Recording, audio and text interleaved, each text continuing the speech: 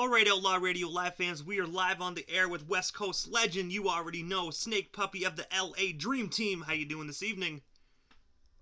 Man, we're in the house for sure. Just trying to stay safe. That's all we can do right about now. That's true, man. That is most definitely true. Unfortunately, with all this stuff going on, man, like the pandemic, and it's crazy out there. Super crazy. Yeah, so we're just here chilling in the house. Literally. Hey, man, I think unfortunately that's all we can ever do nowadays, man.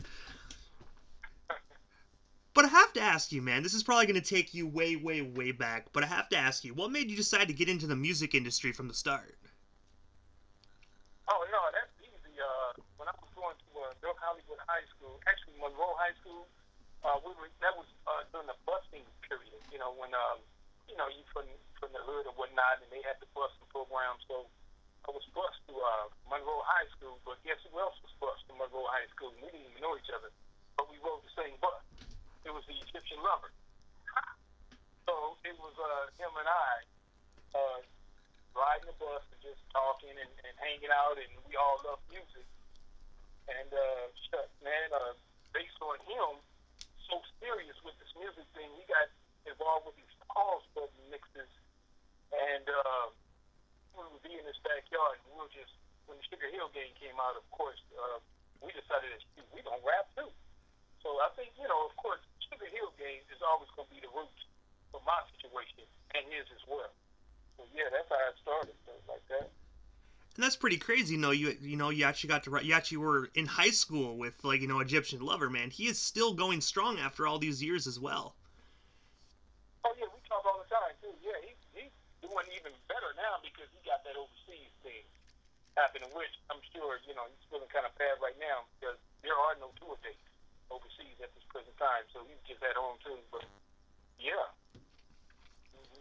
So I have to ask you, yourself along with Rudy Party, formed the record label Dream Team Records. I have to ask you, tell us a story behind that iconic record label. How did it all come to be? Now, here's the thing with, Egyptian Lover was doing his thing, so, gone. Me, I was happened to be looking for a job, and the job was Wendy's Restaurant, if you ever heard of Wendy's Restaurant, and Rudy Party was the manager there. So during this time, when I was looking for a job, I was a DJ, and when I met Rudy as a manager, just doing the interview process, he asked me what was my hobbies. I told him I was a DJ. Do you know that same day, I was invited to the manager's house, which was Rudy Party, so he can see my skill set. He needed to know was I joking or not. So I went over his house, got on the turntables, I was doing my little mixing thing, and I got hired.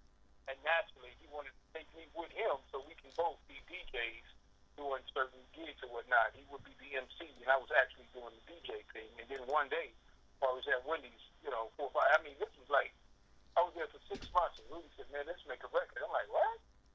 So we made our first record, and that record was called Calling on the Dream Team. And then 2 months later, we was through with Wendy's. But yeah, that's how that happened. I met Rudy through Wendy's Restaurant. So, also, as we all know, speaking of Dream Team, you are the co-founder of the legendary group. I have to ask you, how did all the rest of you and the other members get together? Like, how did you all meet? Well, now, Rudy was DJing before I met him at World on Wheels.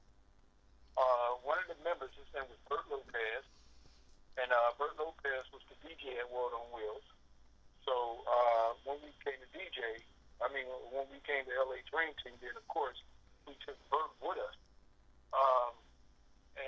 And Lisa Love, now that's interesting because Lisa, which is the young lady who died in our group, also, we met her at the Florentine Gardens. And because what happened was the actual individuals that sung on the record, their true voice, these girls was like 14 years old, and we couldn't take them on the road with us. They were just strictly there for their voice functionality, but not to go on the road. So we met Lisa, who didn't actually sing on the record. We met her at Florentine Gardens. So that's how we all became together. And there's one other guy, his name was Richie Rich, and we met him at the Guitar Center. And like besides him, and that was us, the LA Dream Team. Richie Rich was actually telling us a story on the last interview about how you guys met at the Guitar Center. Yeah, Rudy met him at the Guitar Center. Well, let me tell you, man, with Rudy and I, it was getting kind of sticky because he was doing a whole lot. And one day, this is how I met Richie Rich. There was a show that we had to do, and Rudy brought Richie Rich. I'm like, who is that? He said, oh, that's Richie Rich. Don't worry about it. This is what he tells me, right? So I get up there, I do my thing. But what I find out is that Richie was there to see my moves so that he can actually take my place. Can you believe that? Well, anyway, let me just tell you real quick. So me and Richie got together. Richie said, man, look, man, Rudy brought me in here so I can check out your moves and I can, just take your place. But after watching you, that's impossible. It's not going to happen like that. So anyway, I found that out. Rudy kept me, if you will, and added Richie Rich as the keyboard player and also the sequencer guy on stage and whatnot. So, yeah, that shit was crazy for me. I couldn't believe he was there really to take my place because we didn't get along for some reason. Yeah. Well, I'm going to say this for a fact, you know what I mean? No one can take the legendary SnakePuppy's place, because everybody that's an LA Dream Team fan knows that you got the moves. Nice. You already know, man. You already know. And I have to ask you, man, in '86, the LA Dream Team signed with MCA Records, which back in the day, man, that was a huge record label. I have to ask you, how did that record deal come to be for you guys, and what was it like actually signing such an amazing deal with MCA Records?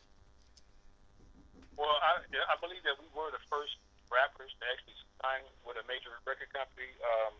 It was a negotiation with Gary Heller and Maury Alexander, who actually negotiated that deal. And sure, man, we all met up. We signed the contract. We were the first to be signed to a major record company. That's how that worked out. I do feel bad, though, in a sense, because they were really hoping for another Dream Team is in the house. But things got a little bit different, and it didn't work out like they wanted it to. So, in essence, you can call it a failure, if you will. Because we made 3 records, and they didn't do nothing. 3 albums, I should say. They did nothing. Sorry. Was it because, like, the record label didn't shop them properly? Or, like, if you don't mind me asking, like, why didn't it do anything? No, I have to be honest with you, though. Here's the thing. You make a nice record. You got Rockberry Jam. You got Dream Team in the house. And then all of a sudden, your attitude changed. When I say your attitude, those in the group, not me. I'm from Watt. If you know where that is, when all that means is that I'm super humble. I'm grateful that this whole thing is happening. Period. But some folks, their heads got so big and thought they can just do what they wanted to do. So we had an individual who didn't want to use the same producers. The music just didn't sound the same, though. He went a whole different route and wouldn't listen to nobody. You couldn't tell this person nothing. And it just didn't work out. The music wasn't the same no more. He switched up and got folks that didn't know nothing about our type of music and what we really wanted, what we needed. So it just failed after that. Music just wasn't the same, man. And I have to ask you, man, so one of my favorite songs by you is, I'm going to be honest with you, you're probably going to be like this question again, but I have to ask you, the song Nursery Rhymes, what is the story behind that song? Because that is such a one-of-a-kind track. Yeah, well, Rudy and Richie Rich wrote that song. Really? Really? Yeah, Richie Rich is very, if you look at the album, just Richie Rich's name is all on that. I had nothing, absolutely zero status, nothing to do with that song. It's all Richie Rich and Rudy Pardee. So I didn't even rap on the song. That's even though you've probably seen the video, it looked like I'm rapping, but no, because that's what I'm trying to tell you. Rudy was so different. I had a little cold, so he didn't want to wait till my cold got better. He just wanted to do the whole rap thing, and just have me acting like I'm rapping in the video. But no, that's a Richie Rich and Rudy Pardee collaboration, if you will. And also, in '86, so the same year you guys signed with MCA Records, the LA Dream Team released the album Kings of the West Coast. I have to ask you, what's the iconic story behind that amazing album? Well, it's just that because I believe that, Rudy thought that because we had the Rockberry Jam and Dream Team in the house, you couldn't even touch us back in those days as far as all the early rappers. You had the world-class Wrecking Crew, Unknown DJ, Bobby Jimmy and the Critters, Egyptian Lover. You had all these cats.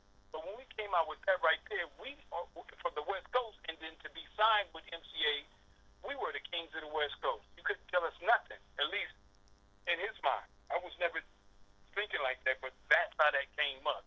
Oh, we the kings. We got the #1 record. Everywhere we went, it was #1. Mm-hmm. And also in the early '90s, I have to ask you. So back in '93, the LA Dream Team resurfaced as Dream Team Posse. I have to ask you, can you give us some more story on why the group decided to change their name and kind of like rebrand? Oh, you already know what that is because what happened was the electronic music starting to play out. You had your NWA, your Eazy-E's, your Ice Cube, and Rudy wanted to venture off up into that realm, if you will. It wasn't my thing, so I wasn't a part of that part right there. I was like, that's just I'm not thug like that. I like to party and dance and have a good time. This is the route you need to go. Go ahead. So he hooked up with some other individuals, my buddy Fernando and some other cats, and they became the Dream Team Posse. Did you, when you actually like kind of left the group, I gotta ask, did you ever like regret it, or like did you actually sit back and be like, that's like really, I'm good with that? It was never nothing to regret because nothing never happened from that.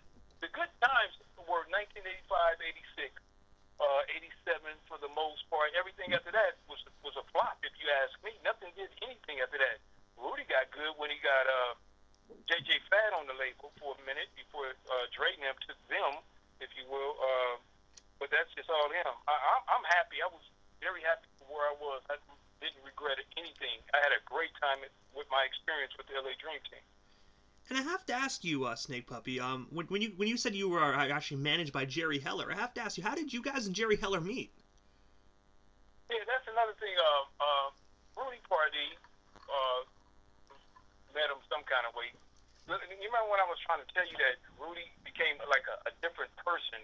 We were partners, but then he ventured off into this business aspect and left me way in the background. So here's the thing. I don't know a whole lot of that business meeting or finding or how they met too much because I wasn't involved with a lot of the business aspects of the group. So, but I did, of course, go to some of the meetings based on, getting signed with MCA and things of that nature. And if you don't mind me asking, with the Jerry Heller situation, because as a lot of the theories always say, like Jerry Heller was taking money from NWA. Was he doing that to you guys as well, or was he actually like just solid with you guys?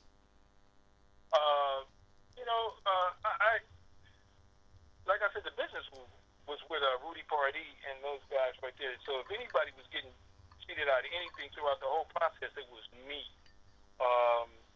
Was Jerry doing it? No, man, I'm not going to sit here and tell you that Jerry was taking the money because it wasn't that much to deal with. It wasn't like the NWA and the Eazy-E kind of situation. Nothing like that. So we were just getting started, and they were getting started in the business of dealing with rap. So, no, I don't think he was doing anything harmful to the Dream Team. No, I don't think so.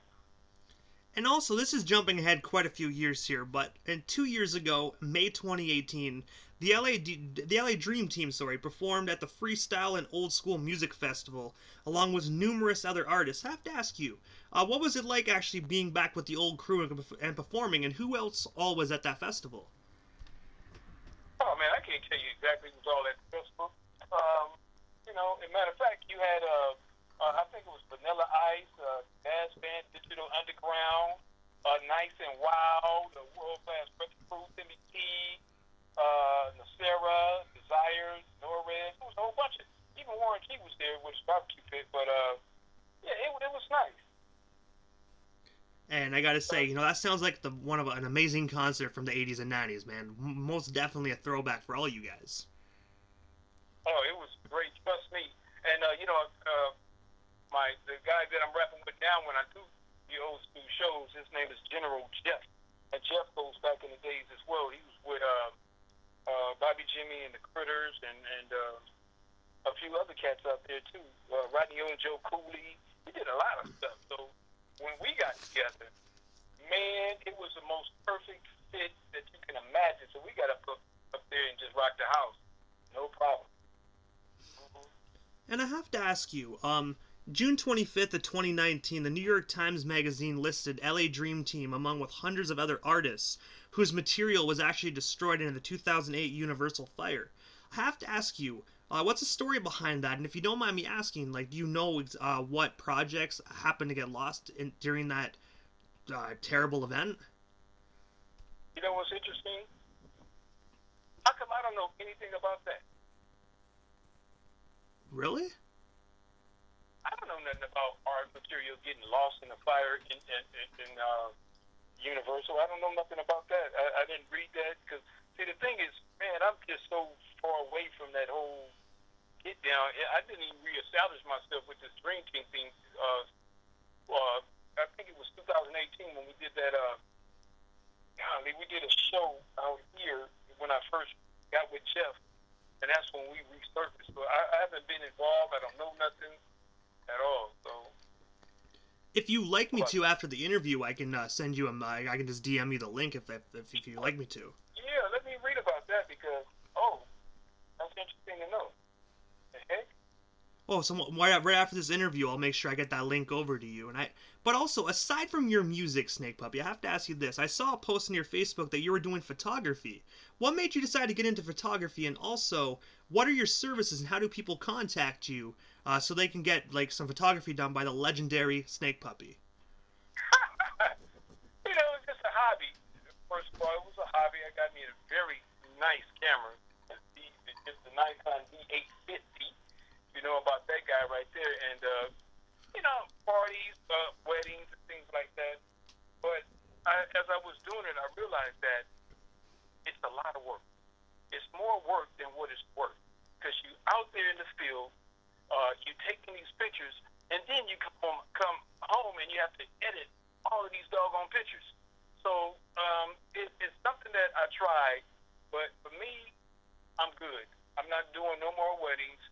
If I have to do some functions, graduation functions, parties, something simple, sure. But I'm not doing any of that big stuff anymore. So, no, I'm not even advertising it like I'm a photographer like that no more. If anything, I like to do just landscape photography, macro photography, just on my own, nothing to make money with.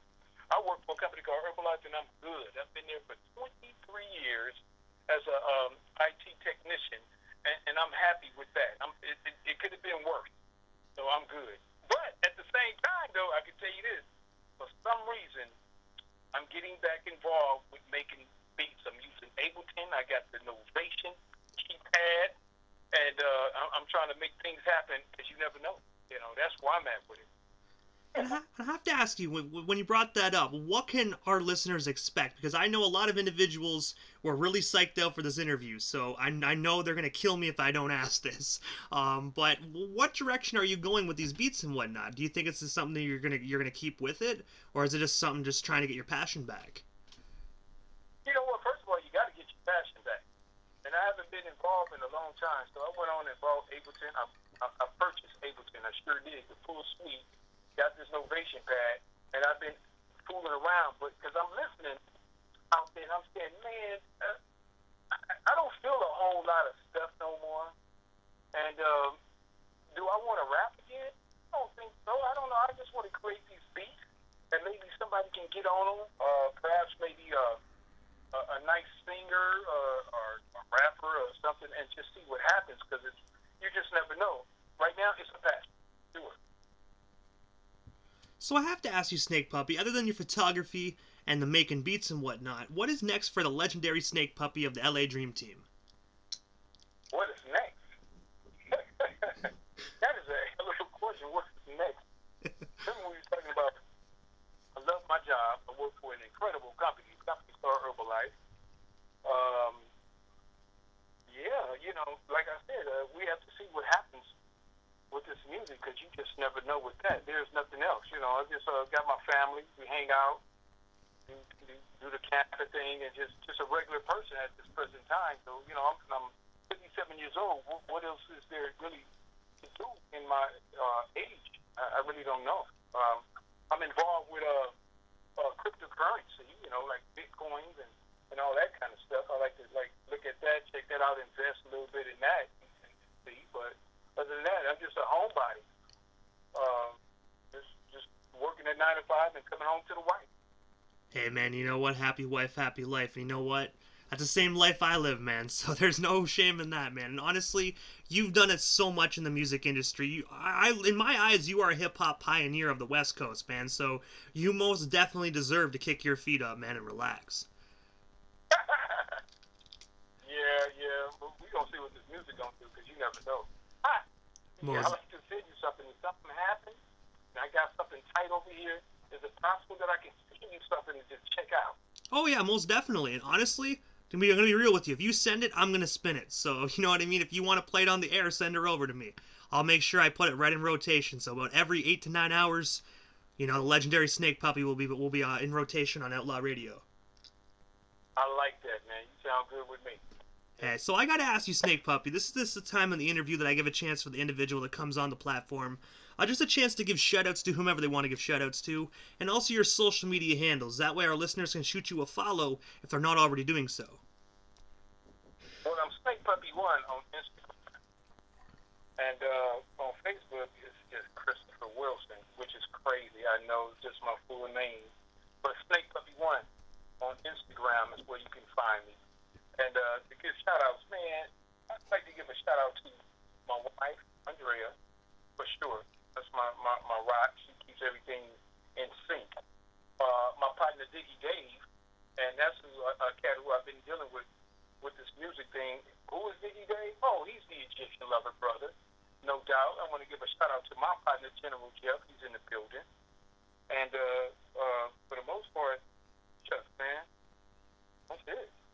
I can't even think of nothing else right now. Like, I want to shoot out. I mean, and I want to say, SnakePuppy, thank you so much for coming up on Outlaw Radio Live, man. It's an absolute honor and most definitely a privilege to have you on my radio station. Just to be able to have some individual, you know what I mean, from the West Coast that really helped put the West Coast on the map, man. So thank you so much for what you did for hip hop, man. I appreciate you for that, man. I wish I could have gave you a little bit more of what you was looking for, but it's been 35 years, and I just appreciate the fact that you gave me the opportunity to speak on your radio show. Hey, I'm gonna be honest with you, man. I really enjoyed this interview, you know what I mean? And it's, like I said, 35 years, you know what I mean? If at 35 years, I'm gonna be honest, in 35 years of my life, if I can remember as much as you did, you know what I mean? We're winning, you know what I mean? But I do gotta say, SnakePuppy, I really enjoyed your music. I know my generation, well, when I grew up, I was born in the 90s, but I grew up on your guys' music from a big old box of CDs my stepdad gave me. So your music really did make an impact, a positive impact on my life, man. So thank you for your contribution, and I mean that. Hey, you know what? I forgot to ask you, what city are you calling from? I'm calling from Prescott, Ontario. It's a little small town just 5 minutes from the New York State border. Oh, okay, for sure. Right. Okay. Yeah, it's a little hick-ass town. People drive lawnmowers down the street, literally. It's really weird. If it gets you to point A to point B, I'm not going to complain. But when I'm a city boy, so when I moved here from my city, it's a small town. I looked at my wife. I'm like, yo, is that a guy riding a lawnmower? Like, just mean mugging it. I'm like, oh my god. I'm like, where did I move? But I gotta say, SnakePuppy, thank you so much for coming up on the show, man. You have yourself a wonderful night, and most definitely stay safe out there, man. I hope we can cross paths sometime again, and if you do get back on your music thing, message me up. I will always be down to give you some extra exposure live on the air. I appreciate you, man. Thank you very much. You're most certainly welcome, SnakePuppy. Have yourself a wonderful night. You too.